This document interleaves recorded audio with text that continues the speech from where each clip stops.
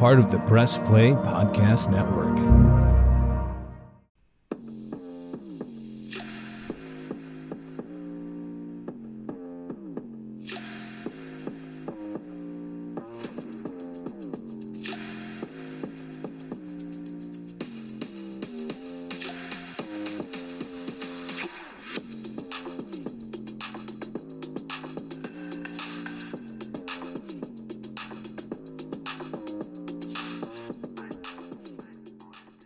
Hello, and welcome back to the Full 40 College Basketball Podcast on the Press Play Podcast Network.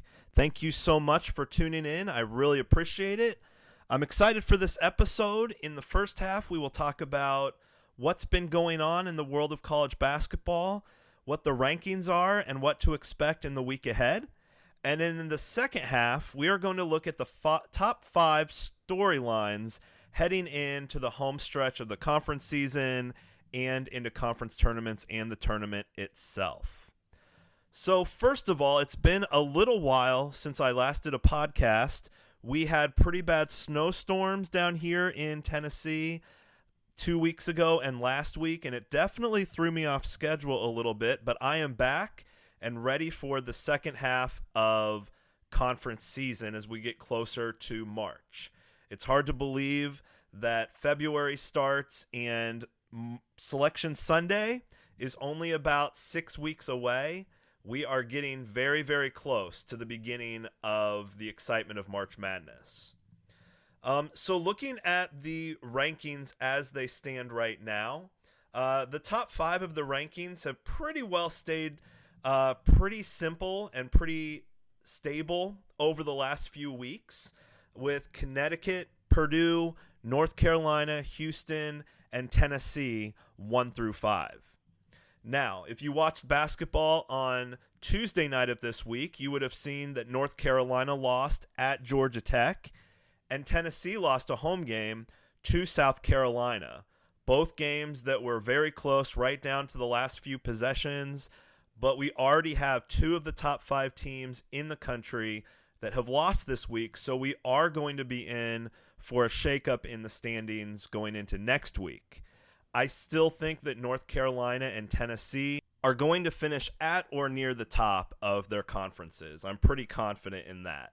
So we don't need to worry about them too much, but there are a couple teams looking at the results from last week that definitely have me worried about where they're headed and if they are still considered tournament teams or if they are falling out and fading away as the year goes on. Some of those teams would include Memphis. The Memphis Tigers, who looked like a surefire American Athletic Conference champion, or at least them and Florida Atlantic looking like the top 2 teams in that conference, and both with very good opportunities to receive bids to the NCAA tournament. In the last week and a half, Memphis has lost 3 games in a row. They are now 2 full games, 2.5 games out of first place in the AAC. I think the AAC is a multi-bid conference, but Memphis has to be very careful right now. If they continue on this downward trend, they are definitely out of the tournament picture, and this is do or die time for them right now. In the ACC, there are a couple teams that I'm really worried about right now. Miami, Florida being one of those teams. I think Clemson has to be very careful. Both of those teams sit at or below 500 in conference play right now. Neither team is even close to the top 25, and strength of schedule for both teams is not very good. So unless they can improve and get some big wins in the second half of the conference season, I'm really worried about both of those teams as well. In the Big 12, the team that I'm really worried about as well is Texas. They have completely fallen off over these last few weeks. Again, they were a top 25 team for a long time. Now they're near the bottom of the Big 12 standings, and the only thing they really have going for them is the strength of schedule and the fact that the Big 12 is so difficult, and every game adds to the strength of schedule in a positive way, but that team has fallen off big. In the Big East, Villanova, a team that looked like they were destined to get back to the tournament after the Jay Wright era ended 2 years ago, I thought things had stabilized with Villanova. But now they have lost 5 games in a row. They're 11-10 overall, and it's going to take a drastic change, a complete 180 to get this team back on track, not only to get to the tournament, but just to get back into the hunt in the Big East. They sit third to last right now. They're 4.5 games out of first place, and things just don't look good right now for Villanova. In the Big Ten, Nebraska has definitely fallen off some. Michigan State continues to teeter on average, and Michigan has absolutely fallen apart. I mentioned in my last podcast that I think Juwan Howard should be fired immediately. I just don't see how they can continue with him as the coach of that team with the way they have fallen apart the last few years. Well, we're at probably the lowest point in the last decade or two with Michigan basketball. Currently, they're in last place in the Big Ten with a conference record of 2-8. They are 7-14 overall. They've lost 4 games in a row. There's just no hope for this team, and I don't see how, as an athletic department, you can continue with Juwan Howard as the head coach of this team. Going down and looking at the Pac-12, Arizona is a team that in recent weeks just has not looked good. They still are number 11 overall in the country in the AP poll. They have really good computer numbers, and I think they are still in line for a 1 or a 2 seed, but they have struggled mightily in recent weeks. The Pac-12 overall has not looked good. Arizona sits at number 11, but outside of them, there are no ranked teams, and 2 teams that I thought had a chance to maybe sneak into the top 25, Oregon and Colorado, both lost their last games and don't have the best records overall, and both sit at 6-3 for Oregon and 6-4 for Colorado in the Pac-12. And then finally in the SEC, it's been a complete mess for LSU in recent weeks. I didn't expect a whole lot from them going into the year, but after getting off to a pretty good start, I thought they could maybe make a jump and get in that bubble conversation, but that is just not happening. And Arkansas, a team that has been to the second weekend in the NCAA tournament for 3 straight years, now all of a sudden sits at 1-6 in the conference, 10-10 overall, and they've lost 3 games in a row. So there are a lot of teams out there right now that are just falling apart, and it's happening at the absolutely wrong time. This is when the statistical numbers start to really show. And even if you have an inflated win total, if you don't have good wins to back that up, it's going to start really hurting you as we look at the bracketology and when it comes to seeding for the NCAA tournament. So those are some teams that are on the way down, and keep a close eye on them, because if they don't make a turnaround here in the next week or two, I think they fall out of the tournament picture. But on the other hand, it's not all doom and gloom when it comes to college basketball. There are some teams that are continuing to look more and more impressive as the year goes on. 2 of those teams who sit in the top 10 this week, number 6 Wisconsin, who has been on an absolute tear recently. They sit at the top of the Big Ten in the standings, and it looks like them and Purdue are going to duke it out for the regular season conference championship title in the Big Ten.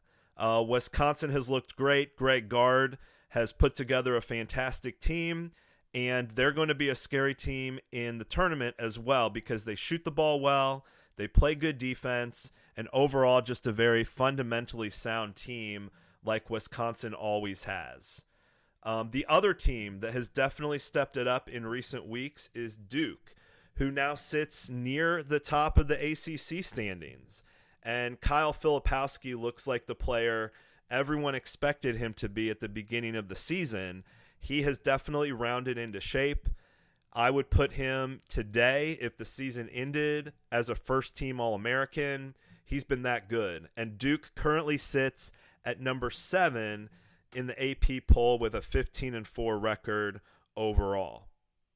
Iowa State is another team. Again, the Big 12 is absolutely loaded, but Iowa State and also Texas Tech have began to put together nice resumes for March.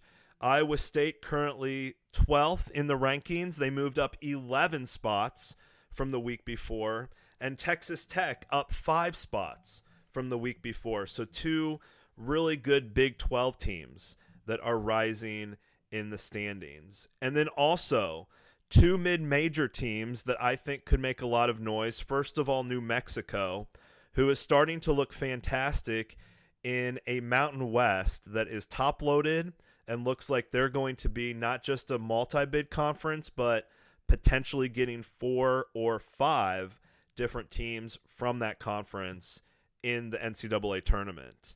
And then also Florida Atlantic, who had their struggles at the beginning of the conference season, but they have stabilized and they look like they're headed in the right direction in the AAC. They sit at number 20. A couple teams just outside of the top 25 this week, but look very dangerous, and it wouldn't surprise me to see them in the top 25 next week. First of all, South Carolina, the first team out of the top 25 this week. Last night, they go into Knoxville to University of Tennessee, and they get the upset over the number 5 team in the country, the Tennessee Volunteers. I fully expect South Carolina to be in the top 25. I was fortunate enough to be at the game last night, and South Carolina is a very aggressive, a very physical team who likes to control tempo. I fully expect to see them not just in the top 25, but moving highly up. They beat Kentucky last week. They beat Tennessee this week, and they are near the top of the SEC standings. Another team which looks to continue to improve is Northwestern.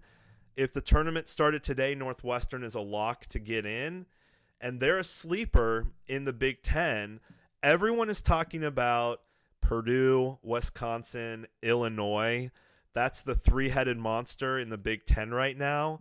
Nobody is talking about Northwestern, and it wouldn't surprise me to see them sneak in to that top 4, get that double bye in the Big Ten tournament, and win a couple games there and be a higher seed in March Madness. And remember, Northwestern is a program, before Chris Collins got there, they had never made it to the NCAA tournament before, and now they're a perennial team when it comes to having consideration to get a bid to the NCAA tournament.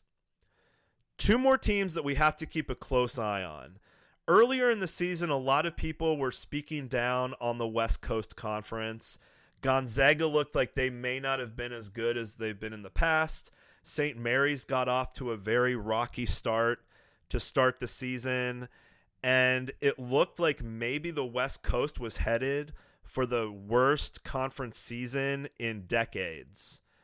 But in recent weeks, St. Mary's and Gonzaga have both drastically turned it around, and that is going to be a fight to the finish in the West Coast Conference. I fully expect both of those teams to make it to March Madness, and I would hate to see either of those teams matched up against my team in the first round. Gonzaga is definitely not as good as they've normally been, but I trust Mark Few when it comes to tournament time. He has his team ready to go and is very exciting to watch. So those are some of the top 25 teams and teams just outside of the top 25 to keep an eye on. Now we are getting to the point as well where the conference races are starting to be figured out slowly but surely. So looking at the Power 6 conferences, who has a chance to still win those regular season titles, and which teams really need to turn it up here in the next couple weeks? Well, first of all, in the ACC, North Carolina is currently in the lead, and even though they lost to Georgia Tech on Tuesday night, they still have a 9-1 record and a 1.5 game lead over Duke. UNC and Duke are definitely the two teams at the top of the ACC, and then there is a big cliff, a big drop-off. And in that middle of the pack, and these are teams that are on the verge of getting to the top, but just have too many questions at this point, and that would include Virginia, Florida State, Wake Forest, North Carolina State, Syracuse, Miami, Virginia Tech, and Clemson. All of those teams could go one of two ways, and the ACC is confounding because I don't know how it's going to go. They're going to rely on North Carolina and Duke to pull the rest of the teams up and get as many bids as they can in March. I don't see the ACC getting more than 4 or 5 bids. And again, North Carolina and Duke are going to get 2 of those. So of the teams that I just listed, maybe 2, maybe 3 make it, but that's about it. In the Big 12, it's an absolute logjam. Of the top 8 teams in the conference, 2 games separate 1 from 8 when it comes to the conference standings.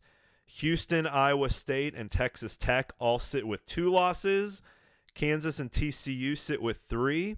And then Oklahoma and Kansas State and Baylor all sit at 500, looking to get back in the hunt. Not only that, but we have Cincinnati, BYU, and Texas, who all have pretty good statistical numbers, but have records under 500 in the conference. If the tournament started today, I would be tempted to put 10 teams in from the Big 12, and that's not an over-exaggeration. They are that deep of a conference and that good that they deserve it. I'm still struggling to determine which team is the best when it comes to the Big 12, so I'm not going to make a prediction on who I think is going to win the Big 12 until I see a little bit more from them, and maybe the picture will become a little clearer as we get closer to late February and early March. In the Big East, at this point, it's Connecticut. Connecticut, in my opinion, is the best team by far in the Big East, and there's really no challengers at this point. Marquette and Creighton are both absolute locks to make it to March Madness, but they are nowhere near Connecticut right now in terms of success or anticipation when Connecticut gets to the tournament. I really think this is a great opportunity for Connecticut to continue to raise the barrier and raise the level of their play, break through those barriers. They sit at 18-2 right now. If they can get to 25, 26, 27 wins, number 1 seed is going to be locked up pretty quickly. But other than Marquette and Creighton, again, there's a big logjam of teams that I just don't really know about right now, and that would include Seton Hall, St. John's, Providence, and Butler. Those 4 teams, again, if they can get on a hot streak here and get some big wins in a row, I could see any of those teams moving up and moving in to the NCAA tournament, but they also have a lot of question marks as well. I think in the end, the Big East will probably get 4 or 5 bids. Connecticut, Marquette, and Creighton will be 3 of those. So are there going to be any teams that decide these next few weeks to pop up into that top tier and get to the NCAA tournament? In the Big Ten, I think it's a 2-team race for the conference championship, and that's between Wisconsin and Purdue. Wisconsin right now has half a game lead. They're 8-1. Purdue is 8-2. Illinois falls right behind both of those teams at 7-3. Those would be my absolute locks for the NCAA tournament right now. I would also include Northwestern. They are about a win or 2 away in my book from becoming a lock. They really look like they're the 4th best team out of the Big Ten. And then beyond that, there are some teams that have looked good in stretches and have looked awful in stretches. And some of these teams I would put in now, but it's close. Nebraska, Indiana, Michigan State, Maryland, Iowa, Ohio State would be some of those teams. As of right now, I think Michigan State, even though they struggled early on, they've been able to capitalize on some easier opponents and easier wins in recent weeks. I think Tom Izzo has that program going in the right direction as we head into February. But beyond that, there's a lot of questions. Big Ten is probably a 5 or 6 bid league. Again, between Purdue, Illinois, Wisconsin, and Michigan State, there's not much room left for other teams. So it's going to take a pretty big win streak here to start to settle the situation in the Big Ten. All right, moving to the Pac-12.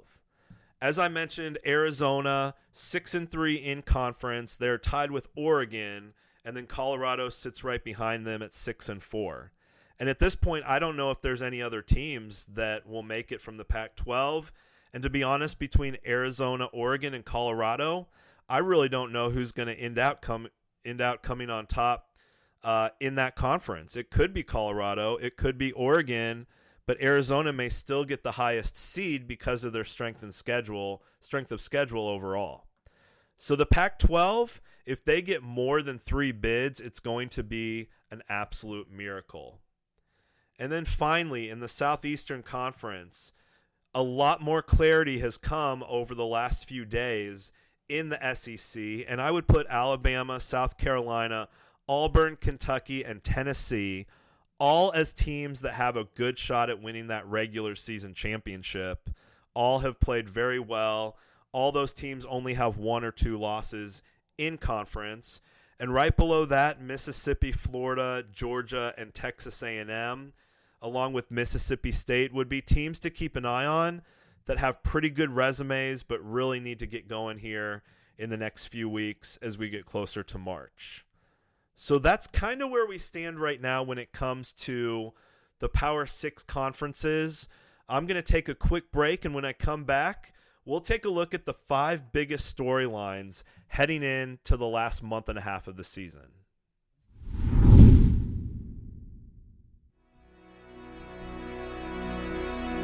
Hey everybody, it's Sam Amico from Cavs on the Break NBA podcast. Be sure to give us a listen for all your Cleveland Cavaliers recaps, analysis, breakdowns, draft talk, free agency. The list goes on and on. Give us a listen, Cavs on the Break NBA podcast. What's up everyone, I'm Holly Wetzel. And I'm Tybus Powell. And we are your hosts of the Orange is Oranger, a Cleveland Browns podcast on the Press Play Podcast Network. We give you all the dog pound coverage that you'll need to get you through the regular season, hopeful postseason, and I'd say off-season, Tyvus, but is there really ever an off-season for this team? Thankfully for our podcast, Holly, there really never is when it comes to the Cleveland Browns. Don't miss our breakdown of each week's matchup, game recaps, and any and all news out of Berea to feed your Browns appetite. As we know, Holly, dogs gotta eat. Yes, they do. So hit that subscribe button and never miss an episode of the Orange is Oranger, Cleveland Browns podcast on the Press Play Podcast Network. Welcome back for the second half of the Full 40 College Basketball Podcast on the Press Play Podcast Network. Well, we are now entering February, and that means that the storylines start to get more intense and really critical when it comes to these last few weeks heading into conference tournaments and the NCAA tournament. In my opinion, there are 5 storylines that are going to dominate the headlines over the next couple of weeks, and things that I think matter more than others heading into February and then into March. So I have ranked 1 through 5, with 5 being the lowest on my list and number 1 being the top storyline for the rest of the year. So I'm going to go 5 to 1, beginning with number 5. And that would be the Pac-12. The Pac-12 will dissolve after this season. Teams are going all over the place in the Pac-12. The Big Ten is picking up 4 teams. The Big 12 is picking up a couple teams. Oklahoma and Texas are going to the SEC. Stanford is going to the ACC.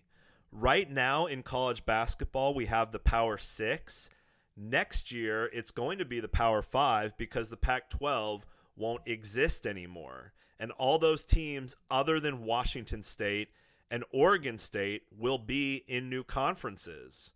So this is the last year of the Pac-12 conference in preparation for the NCAA tournament. And the storyline that I want to follow with the Pac-12 is how are they going to finish as a conference in college basketball? Are they going to go out like a lion, or are they going to go out like a lamb? Are they going to have teams compete into the second weekend and beyond in March? Or will we see a year where the Pac-12 is gone before the first weekend is over? I'm afraid I'm inching more toward the latter than the former, and the rankings and the computer analysis and statistics back me up on that. So right now in the Massey rankings, Arizona sits at number 5, Oregon sits at number 38, Colorado at 39, and Utah at number 41. And below that, every other team is outside of the top 50. Arizona has been very, very good at home, but outside of that, they've just been average. They only have a 6-3 record in conference, and for as much talent and potential that they have, they just have not been very good. And don't forget that last year they lost as a 2 seed to a 15-seeded Princeton in the first round. So the chances of them falling apart in the first or second round are there. And so the team that has the best potential to carry the banner for the Pac-12 has looked shaky at best over the past couple of weeks. They could bow out very early in the NCAA tournament, and it wouldn't surprise me at all. Oregon has been a little bit better in recent weeks, but still they sit at 6-3 in the conference, 14-6 overall. They don't have the strongest strength of record numbers and strength of schedule numbers. And again, they sit at 38th in the Massey rankings. If you don't follow rankings closely, 38th puts them right on the border of getting in and getting out. If the tournament started today, I would definitely have them in. But that doesn't bode well, though, for the first round matchup if you're just sneaking into the tournament as one of those 9, 10, 11 seeds going into the first weekend. The same with Colorado. They've looked great in stretches, but they only sit at number 39 in the Massey rankings at 15-6 overall. They have been fantastic at home, 12-0, but outside of home, they've been absolutely terrible. They're 1-5 in true road games, which is just completely pitiful. And again, that doesn't look good heading to a neutral site for the NCAA tournament. And then Utah, who sits at 500 in the conference, 14-7 overall, they are strictly on the bubble right now. Depending on the next game, they could be in or out. That's how close they are when it comes to that. And below that, it's just been an absolute dumpster fire for the Pac-12 overall. I think the Pac-12 is going to go out with nothing more than a whimper, and that's going to be it. That's going to be it for the Pac-12, and we're going to have a lingering memory of the Pac-12 absolutely crumbling in their last college basketball season in existence. So that's storyline number 5 that I have on my list of the top 5. So moving on to number 4. We are seeing how the transfer portal is absolutely changing college basketball and college sports in general. And there have been some major transfers in college basketball over the last year, heading into this year, that are making a huge impact on teams. And the storyline that I will be following is how do these transfers look in March when the pressure is on?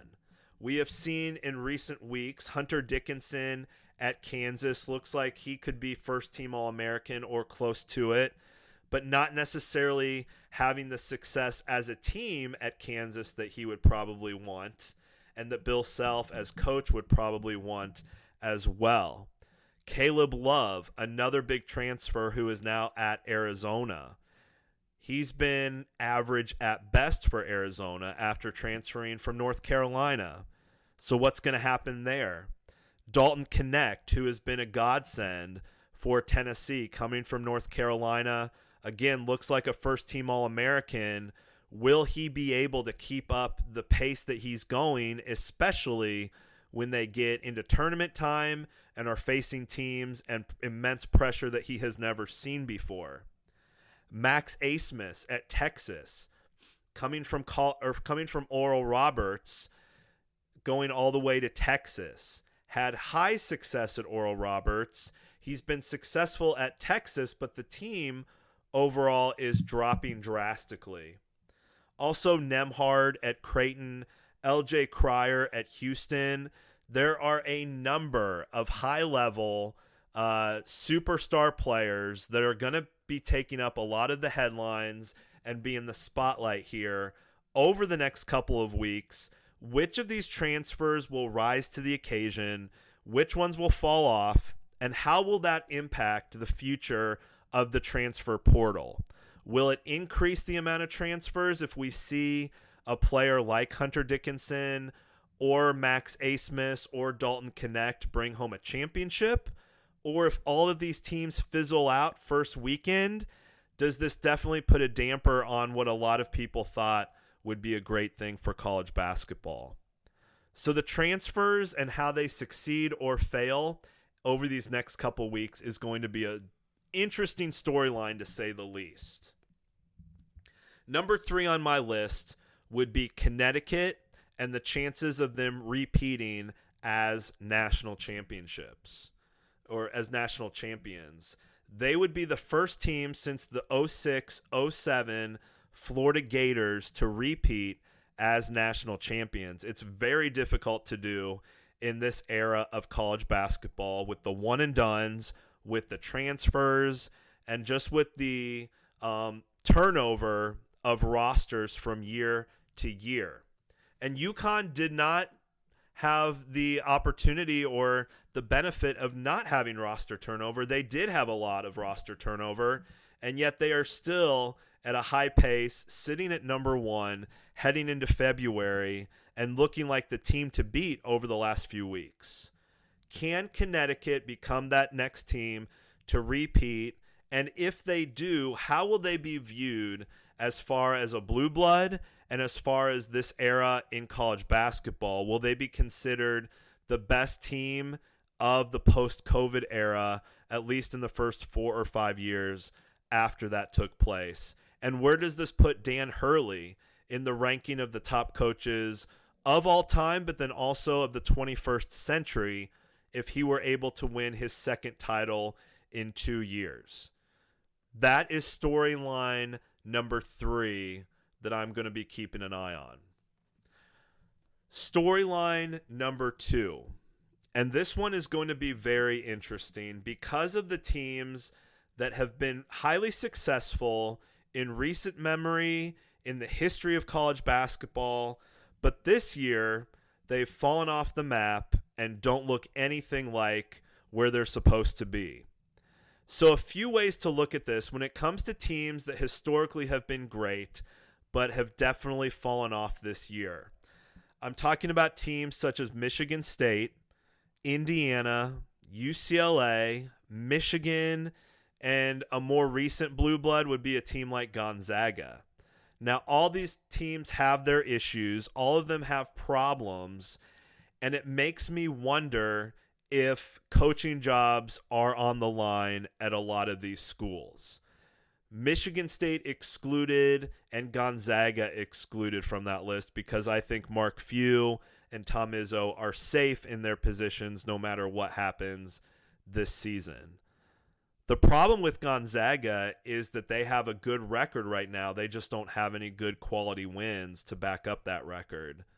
With Michigan State, they don't have a good record, but they do have some quality wins, so that helps those two teams out. But when it comes to Indiana, UCLA, Michigan, again, 3 of the top programs of all time, it's very possible that we could see major coaching changes at some of these schools in the offseason. First of all, with Indiana, Mike Woodson, a former player of that team, a history in the NBA, and someone who people looked at as stabilizing a program that has been through so much since Bob Knight left the program over 20 years ago. It looked like Mike Woodson had that team on a pretty good direction the last few years, but this year it's fallen apart. They don't look like a tournament team at all, and unless something crazy happens, they're going to miss the tournament altogether. And that raises the question, what do you do with Mike Woodson? Is he a coach that is the long-term solution there? Or do they move on and look for a different coach? The same at UCLA. Mick Cronin has had pretty good success there the last few years, but they are in an absolute hole this year, along with the rest of the Pac-12 for the most part.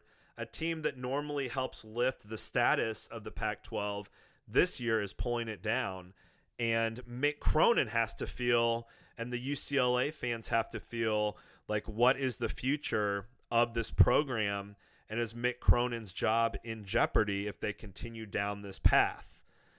It's going to be very interesting, especially with UCLA entering the Big Ten next year. Where do they go with this program, and do they have enough faith and trust in Mick Cronin to make that transition to the Big Ten and make it smooth and have UCLA back at the top of the standings in the Big Ten within the first or second year of their journey to the Big Ten? And then finally, Michigan. We've talked about this team many times on this podcast, but a team under John Beilein that was absolutely on fire for about a decade. They made 2 national championship appearances, multiple tournament wins, multiple NBA players. Beilein had that program going every single year, impossible to beat. And in just a short time span, Juwan Howard, all the air has come out of the balloon, and I just don't see a direction for that program. This is a historically good program, and Michigan fans will not let this go on for much longer. But again, what is the future of the coaching situation there? And as the Big Ten expands next year to 18 teams, do you want a coach like Juwan Howard to be the one leading your team and hoping that they can finish at or near the top of that conference? The one thing that might save Juwan Howard is his recruiting prowess. He does continue to get high-level prospects in there, but once they're there, they're not being developed, and they're performing in an underperforming way. And I think of the 3 teams I just mentioned, Indiana, UCLA, and Michigan, I think Michigan needs to make that coaching change at the end of the year and see what they can do to refresh that program going into next year. So that's the storyline number 2, is the blue blood programs and the teams that have been historically good or recently good that are struggling mightily, and can they get it turned around in time to make an impact and a push in March Madness? And then finally, the number one storyline that I believe I will be discussing and talking about and thinking about more than any over the next couple weeks going into March is the Purdue Boilermakers. Last year, Purdue loses in the first round to Fairleigh Dickinson, a number 16 defeating a number 1 for only the second time in NCAA tournament history. Basically, the whole team came back for Purdue. And this is reminiscent of in 2018 when Virginia, the number 1 team in the nation, went into the first round against UMBC and lost by 20 points, then came back the next year and won the national championship. Can Purdue do the same thing this year, going from losing in the first round as a number 1 seed to a national championship? What they have going for them is the fact that Zach Edey, the reigning National Player of the Year, is at or above the same level he was last year and looks like he's on pace to win that award again. Their guards look like they have improved. It looks overall like that team has more depth, more maturity, is more cohesive, is shooting better, playing better defense, and looks like they are destined for a number 1 seed again. The thing that works against them is that Matt Painter, in his career at Purdue, continually stumbles against inferior talent almost every single year. So the question becomes, will the team be able to excel and exceed expectations and do something like Virginia did a couple years ago by going from losing as a 16 to winning a national championship? Or will the ghosts of Matt Painter appear again and they lose to a team that they should not lose to in March? At this point, if Purdue does not at least make the Final Four, it's going to be a huge disappointment.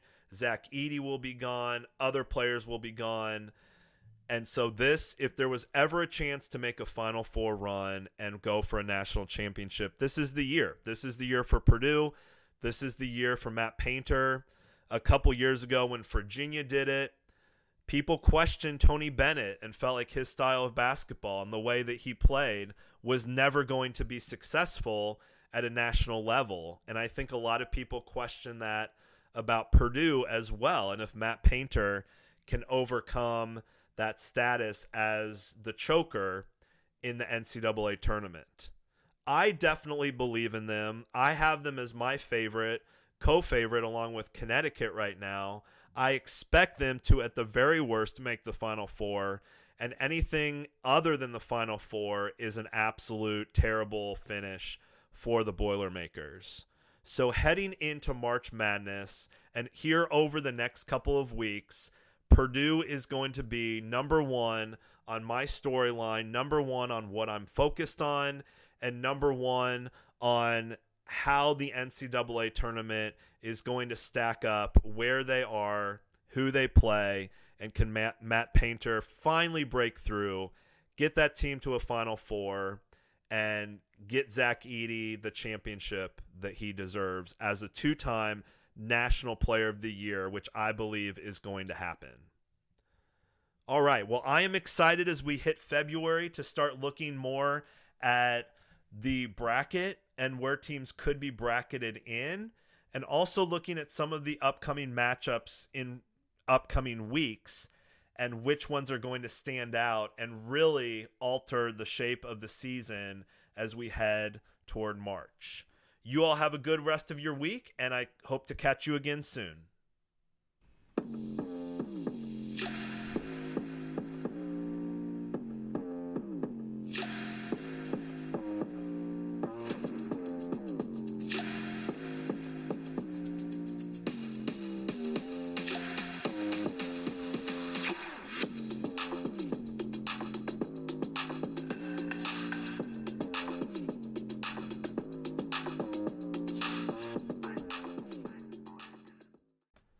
Thank you for listening to the Press Play Podcast Network.